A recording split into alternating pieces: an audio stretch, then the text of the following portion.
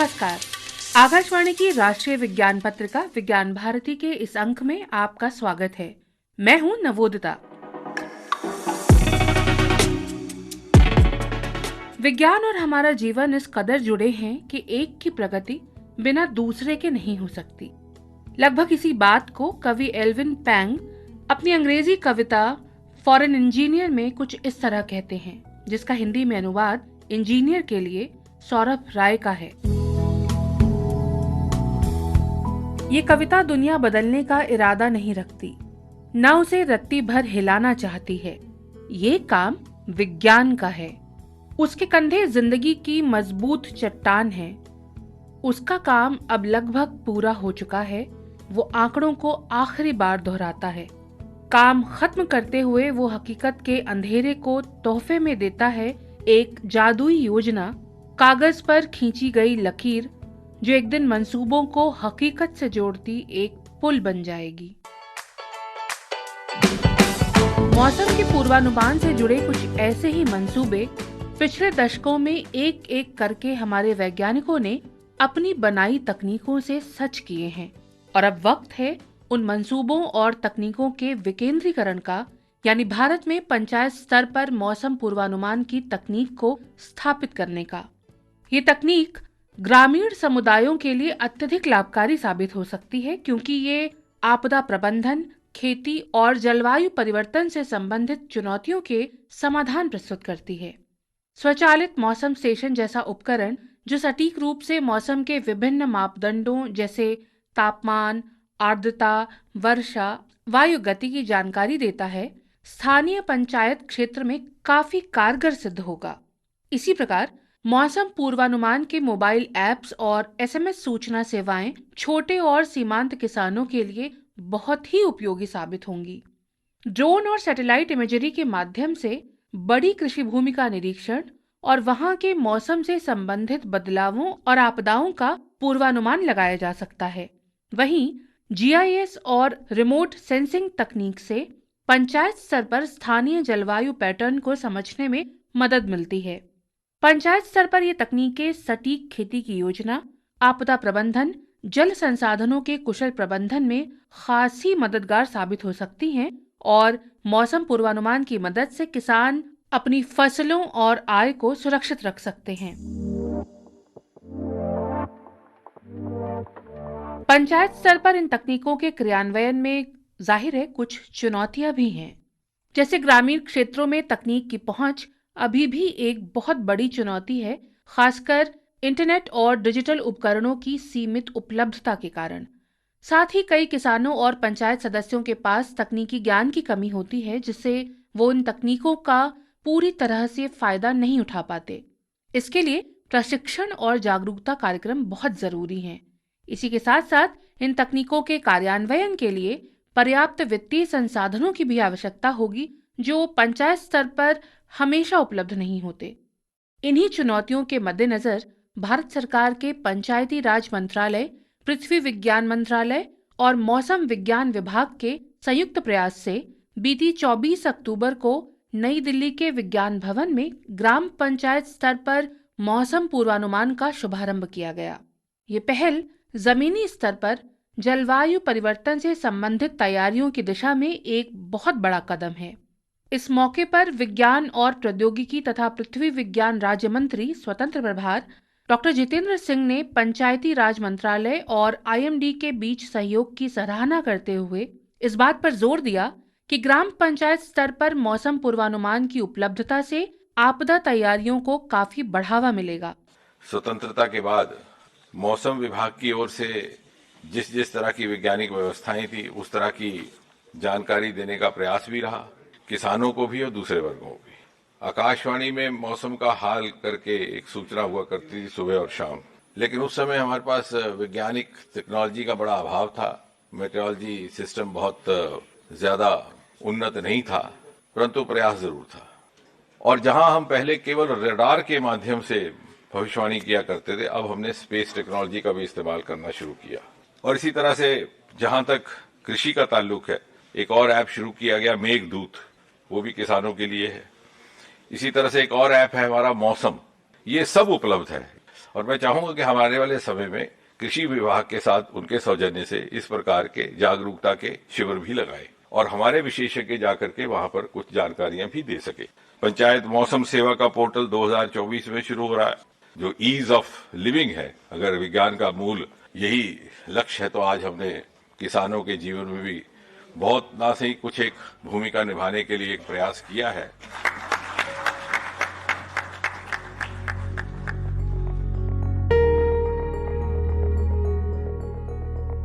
राष्ट्र की प्रगति की बात हो ही रही है तो इसके एक बेहद महत्वपूर्ण अंग विज्ञान अनुसंधान के विषय में कुछ बातें जरूरी हैं।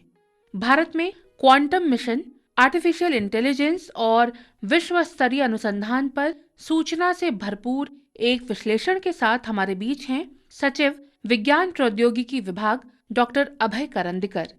नेशनल क्वांटम मिशन जो हमने लॉन्च किया था उसके तहत 30 सितंबर को हमने 4 ऐसे हब बनाने की घोषणा की और हर एक हब में कुछ तकनीकी ग्रुप रहेंगे जो काम करेंगे उस हब से संबंधित विषय पर। पहला हब जो है वो क्वांटम कंप्यूटिंग पर काम करेगा, दूसरा हब जो है वो क्वांटम कम्युनिकेशन पे काम करेगा, तीसरा हब क्वांटम सेंसिंग पे काम करेगा और चौथा जो है वो क्वांटम मटीरियल्स इन पर काम करेगा। हर एक हब में उस विषय के, जैसे यदि हम ले क्वांटम कंप्यूटिंग, तो क्वांटम कंप्यूटिंग में हमारा उद्देश्य यह है कि हम इस मिशन के अंत तक अपने देश में 1000 क्यूबिट का एक क्वांटम कंप्यूटर बना सके। तो कुल मिला के ये जो 4 हब है उनमें टोटल 14 ग्रुप रहेंगे और हर एक ग्रुप में फैकल्टी और साइंटिस्ट और पीएचडी स्टूडेंट्स या बाकी छात्र भी काम करेंगे। तो कुल मिला के 43 इंस्टीट्यूशंस का चयन हमने इस पूरे मिशन में किया है और हमने इस मिशन के अंतर्गत जो लक्ष्य निर्धारित किए हैं, क्वांटम कंप्यूटिंग में 1000 क्यूबिट का कंप्यूटर बनाएंगे, क्वांटम कम्युनिकेशन में दूर संचार की तकनीक विकसित करेंगे जो कि एकदम सिक्योर रहेगी, क्वांटम सेंसिंग में भी हम बहुत ही हाई रिजोल्यूशन वाले सेंसर्स डेवलप करेंगे। तो इस तरह से आगे 5 वर्षों में हमारा उद्देश्य यह है कि हम वो तकनीक डेवलप कर सके जो कि विश्व स्तरीय हो और अल्टीमेटली जो है वो हमारे प्रोडक्ट्स और टेक्नोलॉजीज न सिर्फ हमारे देश में काम आए बल्कि हम उनको एक्सपोर्ट भी कर सके।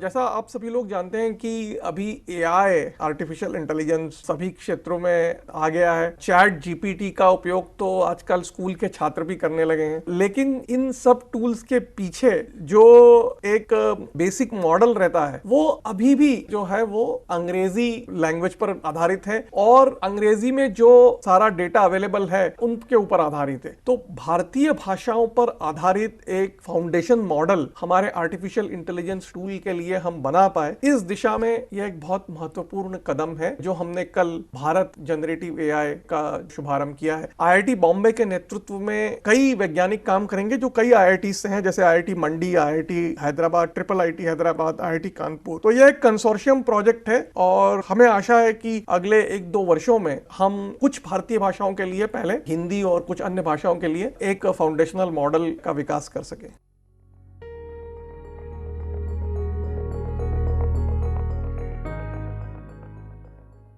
अनुसंधान नेशनल रिसर्च फाउंडेशन की स्थापना के बाद science and engineering research board अब समाप्त हो चुका है और अनुसंधान नेशनल रिसर्च फाउंडेशन का जो बोर्ड है अब माननीय प्रधानमंत्री उस बोर्ड के अध्यक्ष हैं और उनके नेतृत्व में अब ये फाउंडेशन काम करेगा। और इसी बात से आप अंदाजा लगा सकते हैं, चूंकि फाउंडेशन के बोर्ड के अध्यक्ष माननीय प्रधानमंत्री है तो इसलिए इसका कितना महत्व है हमारे देश में अनुसंधान को बढ़ावा देने के लिए। इस फाउंडेशन में हमारा एक उद्देश्य यह भी है कि हम उन सारी प्रक्रियाओं को कैसे सरल बनाया जाए ताकि वैज्ञानिक और छात्र सिर्फ अपने काम पर, जो कि अनुसंधान करना है, उसी पर ज्यादातर समय अपना बिता सके, न कि सिर्फ प्रक्रियाएं और प्रोसेसेस को कंप्लीट करने में। तो ईज ऑफ डूइंग साइंस और रिसर्च ये इस फाउंडेशन का एक प्रमुख उद्देश्य रहेगा।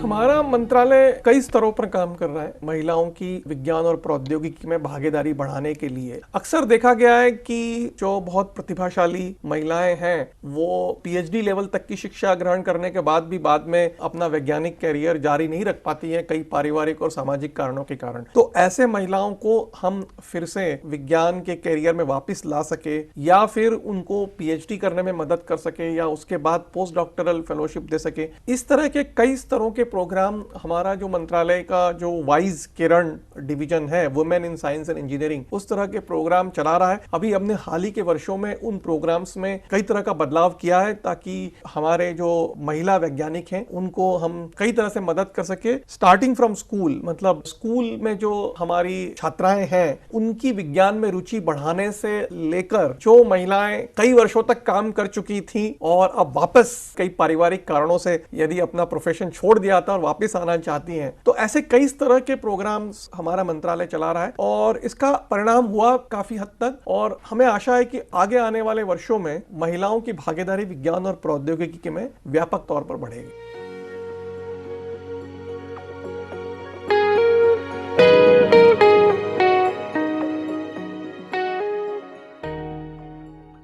हम अंतर्राष्ट्रीय स्तर पर कई देशों के साथ द्विपक्षीय हमारे जो अनुसंधान के प्रोग्राम है चला रहे हैं। जैसे जर्मनी के साथ हमें इस तरह के प्रोग्राम चलाते हुए करीब 50 वर्ष हो गए। अंतर्राष्ट्रीय स्तर पर विज्ञान और प्रौद्योगिकी के क्षेत्र में हमारी साख काफी बढ़ी है और स्टार्टअप इकोसिस्टम में मंत्रालय कई तरह के इंक्यूबेटर्स 150 से ज्यादा इंक्यूबेटर्स हम सपोर्ट कर रहे हैं। उसमें हमारा एक निधि प्रोग्राम 2016 में कई हजार स्टार्टअप्स सपोर्ट कर चुके हैं और इस तरीके से एक युवा शक्ति जो है इन स्टार्टअप के माध्यम से उभर कर सामने आई है, एक महत्वपूर्ण जरिया है रोजगार के अवसर बढ़ाने के लिए और टेक्नोलॉजी और इनोवेशन का विकास करने के लिए।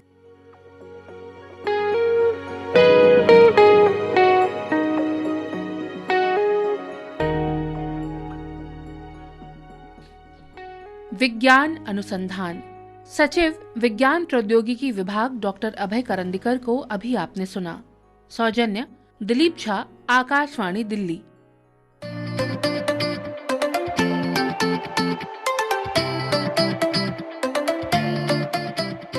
और अब विज्ञान और अनुसंधान के क्षेत्र में देश के महत्वपूर्ण संस्थानों को जानने के क्रम में चलते हैं कोलकाता, जहां स्थित है SN. Bose national centre for basic sciences. संस्थान के परिचय और उपलब्धियों के विषय में संस्थान की निदेशक प्रोफेसर तनुश्री साहा दास गुप्तो कहती हैं, ये जो एस.एन. बोस सेंटर है वो डीएसटी का एक ऑटोनोमस इंस्टीट्यूट है और वो ये सेंटर बनाया गया वो आधारित है प्रोफेसर एस.एन. बोस जो एक क्वांटम फिजिक्स का बड़ा सा विज्ञानी था, उसका जीवन पे उसका कार्य करने के लिए आधारित है। कुछ prominent examples Bose Einstein condensation, super conductivity, वो जो बारे में हमने सुना है वो उनका जो कार्यकाल था उसमें आधारित था। तो ये इंस्टीट्यूट का एक मैंडेट है वो जो क्वांटम साइंस और टेक्नोलॉजी है उसमें रिसर्च करना। ये इंस्टीट्यूट एक रिसर्च इंस्टीट्यूट है। इसमें वो जो स्टूडेंट लोग हैं जो पीएचडी प्रोग्राम में ज्वाइन करना चाहते हैं वो ये इंस्टीट्यूट का जो वेबसाइट है उस पर ध्यान दे, यही मेरा कामना है। हमारा इंस्टीट्यूट में हम लोग काम करते हैं वो क्वांटम साइंस और टेक्नोलॉजी के टॉपिक में, और एक दूसरा टॉपिक है वो कंप्यूटेशनल रिसर्च। वो कंप्यूटेशनल रिसर्च के लिए आप लोग जो जानते हैं वो आपका कंप्यूटिंग पावर का ज़रूरत है और हमारा जो कंट्री है इसमें कंप्यूटिंग पावर जो है वो बढ़ रहा है, बट अभी तक ये पूरा नहीं है। इसीलिए 1 महीने पहले ये सुपर कंप्यूटिंग फैसिलिटी का उद्घाटन हुआ है हमारा आदरणीय प्राइम मिनिस्टर के द्वारा। उसका पीक परफॉर्मेंस है 800 टेराफ्लॉप और उसमें जो कोलकाता का आसपास जो इंस्टीट्यूट है उसका रिसर्च जो है वो जुड़ने का एक प्रयास होगा। तो ये इंस्टीट्यूट वो कंप्यूटेशनल वर्क में बहुत ध्यान देते हैं, क्वांटम साइंस टेक्नोलॉजी में ध्यान देते हैं। ऑब्जर्वेशनल एस्ट्रोनॉमी के क्षेत्र में संस्थान की दिशा के बारे में प्रोफेसर दासगुप्तो बताती हैं। ऑब्जर्वेशनल एस्ट्रोनॉमी का नया इनिशिएटिव लिया है सेंटर के द्वारा। ईस्टर्न पार्ट ऑफ इंडिया में कोई ऑब्जर्वेटरी नहीं है, तो इसीलिए एक प्रयास है हमारा इंस्टीट्यूट के तरफ से एक एस्ट्रोनॉमिकल ऑब्जर्वेटरी वो पंचेत हिल में जो पुरुलिया में है, हमारा वो लैंड एक्वायर हो गया, उसमें सीइंग मेजरमेंट भी चालू हो गया विथ 12 एंड 14 इंच टेलीस्कोप के द्वारा। और एमओयू भी साइन हुआ वो जो लोकल यूनिवर्सिटी है सिधू कान्हू बिरसा यूनिवर्सिटी, और एक सर्टिफिकेट कोर्स भी चालू होगा 8 जनवरी से ऑन ऑब्जर्वेशनल एस्ट्रोनॉमी। संस्थान द्वारा नए आविष्कार और सुरक्षित किए गए पेटेंट्स के विषय में जानकारी देते हुए प्रोफेसर साहा दासगुप्तो। हाँ, हमारा सेंटर में और एक दिख है वो ट्रांसलेशनल रिसर्च। वो जो है हमारा सेंटर में एक टेक्नोलॉजी रिसर्च सेंटर है, उसका एम है कुछ नॉन इन्वेसिव डायग्नोस्टिक टूल बनाया। वो टूल है नियोनेटल हाइपर बिलिरुबिन का डिटेक्शन के लिए, एनीमिया, जॉन्डिस और ऑक्सीजन डेफिशिएंसी का डिटेक्शन के लिए, वो हेलिकोबैक्टीरियल पायरोली इन्फेक्शन जो आपका स्टोमक में अल्सर करते हैं उसका डिटेक्शन के लिए। उसका नॉवेल्टी ये है ये नॉन इन्वेसिव होगा, आपका बॉडी का टच करने के बिना ये होगा। वो जो लोकल जो हमारा हॉस्पिटल है उसके साथ जोड़े हुए मैंने एक डिवाइस बनाया हमारा इंस्टीट्यूट। वो उसके लिए हमारा बहुत सारा पेटेंट भी है और ये डिवाइस का टेक्नोलॉजी ट्रांसफर भी हो गया तो मार्केट में भी है। अभी आपने सुना S N Bose national centre for basic sciences Kolkata के निदेशक प्रोफेसर तनुश्री साहा दासगुप्तो को। प्रस्तुति केंद्रीय हिंदी रूपक एकांश। और अब रुख करते हैं हैदराबाद का।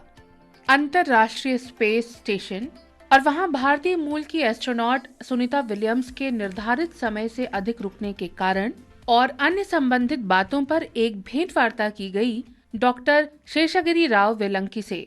भेंट करता है सीमा कुमारी, कार्यक्रम अधिशासी, आकाशवाणी हैदराबाद। आज हमारे साथ हमारे स्टूडियो में इसरो के पूर्व विशिष्ट वैज्ञानिक डॉक्टर वी शेषागिरी राव मौजूद हैं। आपका हमारे आकाशवाणी के इस स्टूडियो में बहुत बहुत स्वागत है। नमस्कार। हम ये विस्तार से जानना चाहेंगे कि कोई भी अंतरिक्ष यात्री जो है वो ISS क्यों भेजा जाता है और खासकर हमारी सुनीता विलियम्स जी को ISS क्यों भेजा गया? ISS एक अंतर्राष्ट्रीय अंतरिक्ष स्टेशन है जी। माइक्रोग्रेविटी में प्रयोग करने के लिए अनेक देश अंतरिक्ष यात्री भेजते हैं जी। America, European space agency, Russia, Japan और कनाडा मुख्य देश है जिन्होंने ISS का निर्माण किया। देशों ने अंतरिक्ष यात्रियों को ISS तक ले जाने और उन्हें वापस लाने के लिए स्पेस कैप्सूल विकसित किया जी। क्रू और कार्गो को अंतरिक्ष में ले जाने के लिए उपयोग किए जाने वाले वाहन है ये स्पेस शटल, रशियन प्रोग्रेस और Soyuz, Japanese transfer vehicle, European automated transfer vehicle and commercial Dragon, Cygnus और स्टारलाइनर। ISS एक घर के रूप में कार्य करता है जहां अंतरिक्ष यात्री और कॉस्मोनॉट्स के क्रू रहते हैं। अंतरिक्ष स्टेशन एक अद्वितीय विज्ञान प्रयोगशाला भी है। ISS 400 किलोमीटर की ऊंचाई पर 8 किलोमीटर पर सेकंड की गति से यात्रा करता है। हर 90 मिनट में पृथ्वी के परिक्रमा करता है। यह प्रतिदिन 16 परिक्रमाएं करता है। इसका मतलब है कि अंतरिक्ष यात्री दिनों में 16 सूरज उगता है और 16 सूर्यास्त देखता है। अंतरिक्ष यात्री वाहन को डॉक करने के लिए ISS में 5 पोर्ट्स उपलब्ध है। इसके सोलर पैनल्स 120 किलोवाट बिजली उत्पन्न करते हैं। स्पेस शटल को डीकमीशनिंग के बाद नासा ने स्पेसएक्स और बोइंग को क्रू और कार्गो के लिए ड्रैगन और स्टारलाइनर विकसित करने की अनुमति दी है। स्पेसएक्स ड्रैगन को पहले विकसित किया गया था। आईएसएस में 9 बार उड़ाया गया था और यह चालू है। बोइंग स्टारलाइनर ने क्रू के बिना 2019 और 2022 दो प्रयास किया। पहले प्रयास में स्टारलाइनर सॉफ्टवेयर विफलता के कारण आईएसएस को डॉक करने के विफल रहा।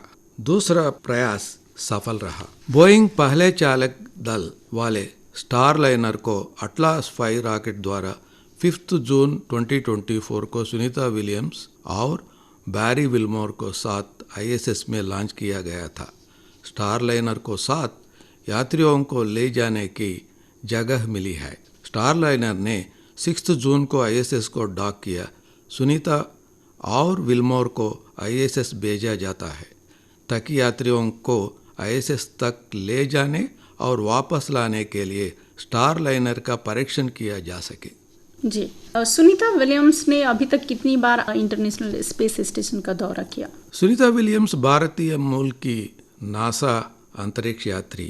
वह 3 बार 2006, 2007 में एक बार, 2012, 2013 में दूसरा बार और जून 2024 में तीसरी बार आईएसएस के दौरा कर चुकी है। सुनीता और विल्मोर 8 दिनों के बाद वापस लाने के इरादे से 6 जून को अंतरिक्ष स्टेशन पहुंचे थे। वे वर्तमान में आईएसएस पर एक विस्तारित मिशन पर है। बोइंग स्टारलाइनर अंतरिक्ष यान के साथ टेक्निकल इश्यूज के कारण उनके प्रवास को फरवरी 2025 तक बढ़ा दिया गया है। सुनीता विलियम्स एक बार फिर आईएसएस की कमांडर बन गई है। जी, बोइंग के स्टारलाइनर अंतरिक्ष यान के साथ क्या मुख्य समस्याएं हैं जिस वजह से सुनीता विलियम्स जी वापस नहीं आ पाई हैं? बोइंग स्टारलाइनर अंतरिक्ष यान को अपने मिशन के दौरान 2 मुख्य तकनीकी समस्याओं का सामना करना पड़ा। बोइंग को स्टारलाइनर के साथ प्राथमिक चिंता इसकी प्रोपल्शन सिस्टम है। जी, विशेष रूप से हीलियम गैस लीक और खराब थ्रस्टर्स। इन्होंने महत्वपूर्ण सुरक्षा चिंताओं के उठाया है और नासा को अंतरिक्ष यात्री वापसी के लिए इसको उपयोग पर पुनर्विचार करने के लिए प्रेरित किया है। इंजीनियरों ने सर्विस मॉड्यूल के आरसीएस थ्रस्टर सिस्टम में अतिरिक्त 5 हीलियम लीक का पता लगाया। हीलियम लीक अलावा स्टारलाइनर ने ऑन ऑर्बिट प्रोपल्शन समस्याओं का अवलोकन किया। अलग अलग समय पर कुल 12 समस्याएं देखी गई। नासा ने स्टारलाइनर की ठीक करने के लिए समय दिया है। बोइंग इंजीनियर्स ने अगस्त 2024 तक काम किए। अंत में खराब थ्रस्टर्स की मरम्मत और परीक्षण करने के सक्षम थे। परिणामों ने संकेत दिया कि 28 कंट्रोल सिस्टम थ्रस्टर्स में एक को छोड़कर सभी ने अच्छा प्रदर्शन किया। भले ही मरम्मत पूरी हो गई थी, लेकिन बोइंग अंतरिक्ष यात्रियों के सुरक्षित यात्रा के लिए विश्वास नहीं दिला सका। राव जी, सुनीता विलियम्स की जो पृथ्वी पर आने की अटकलें हैं वो कब समाप्त होंगी और वो वास्तविक रूप से पृथ्वी पर लौट आएंगी? नासा ने निर्धारित किया था कि थ्रस्टर्स क्रू के लिए बहुत जोखिम भरा था, जी, जिससे विल्मोर और सुनीता को आईएसएस पर रखने की निर्णय लिया गया। इन चिंताओं के बावजूद स्टारलाइनर अंतरिक्ष यात्रियों के बिना 6 सितंबर को आसानी से पृथ्वी पर लौट आया। अंतरिक्ष यात्री सुनीता विलियम्स और विल्मोर अब स्पेसएक्स क्रू ड्रैगन अंतरिक्ष यान में वापस आएंगी, क्योंकि मूल स्टारलाइनर को सुरक्षित वापसी के लिए अनफिट करार दिया गया था। स्पेसएक्स ने 28 सितंबर 2024 को 2 अंतरिक्ष यात्रियों कम चालक दल के साथ रेस्क्यू मिशन शुरू किया। विल्मोर और सुनीता के लिए 2 खाली सीटों आरक्षित है जो अगले साल वापस आ जाएंगे। सभी सूचीबद्ध प्रयोगों के पूरा करने के लिए इच्छित प्रवास के बाद बचाए गए अंतरिक्ष यात्रियों के फरवरी 2025 में लौटने की उम्मीद है। जी, चलिए, आशा जो है वो हमारी बरकरार है। राव जी, सुनीता विलियम्स आपने जैसा बताया कि वो सबसे ज़्यादा ISS इंटरनेशनल स्पेस स्टेशन में स्टे करने वाली एस्ट्रोनॉट बन जाएंगे, तो इसका उनके स्वास्थ्य पे क्या क्या प्रभाव पड़ेगा, या फिर जो स्वास्थ्य की समस्याएं हैं वो क्या क्या रहेंगी? माइक्रोग्राविटी में लंबे समय तक रहने से अंतरिक्ष यात्रियों के स्वास्थ्य पर असर पड़ेंगे जी। कुछ समस्याएं हैं। लंबे समय तक भारहीनता के कारण बोन डेंसिटी लॉस और मसल एस्ट्रोफी, शरीर में द्रव परिवर्तन दृष्टि समस्याओं का कारण बनता है। पृथ्वी के सुरक्षात्मक वातावरण से परे विकिरण जोखिम, psychological challenges due to isolation and confinement, cardiovascular deconditioning, weakened immune system, sleep disturbances, पोषक तत्वों की कमी, vestibular disturbances affecting balance and spatial orientation. प्रत्येक समस्या को दूर करने के लिए संबंधित अभ्यास निर्धारित किए जाते हैं। उम्मीद है कि सुनीता और विल्मोर कम से कम स्वास्थ्य गड़बड़ी के साथ वापसी करेंगे, ताकि वापसी के बाद वे तेजी से ठीक हो सकें। जब सुनीता विलियम्स फरवरी 2025 तक वापस आएंगी तो वह अंतरिक्ष में 550 से अधिक दिन पूरे कर लेंगी। सुनीता के नाम पर एक विश्व रिकॉर्ड, किसी भी एस्ट्रोनॉट ने अब तक अंतरिक्ष में इतना समय नहीं बिताया है। आपसे ये जानकारी लेके हमारे मन में भी जो आशा की किरण है वो जल ही रही है कि वो सही सलामत वापस आएंगे। कुछ समस्याएं हैं जो स्वास्थ्य को लेके होंगी, वो समय के साथ ठीक हो जाएंगी और उसके लिए प्रिकॉशन लिया जाएगा। Thank you so much doctor V Seshagiri Rao ji, आपका हमारे स्टूडियो में आने के लिए और इतने गहन विषय के बारे में हमसे बातचीत करने। धन्यवाद। अंतर्राष्ट्रीय स्पेस स्टेशन और वहां भारतीय मूल की एस्ट्रोनॉट सुनीता विलियम्स के निर्धारित समय से अधिक रुकने के कारण और अन्य संबंधित बातों पर डॉक्टर शेषागिरी राव वेलंकी से एक भेंटवार्ता अभी आपने सुनी। भेंटकर्ता थी सीमा कुमारी, कार्यक्रम अधिशासी आकाशवाणी हैदराबाद।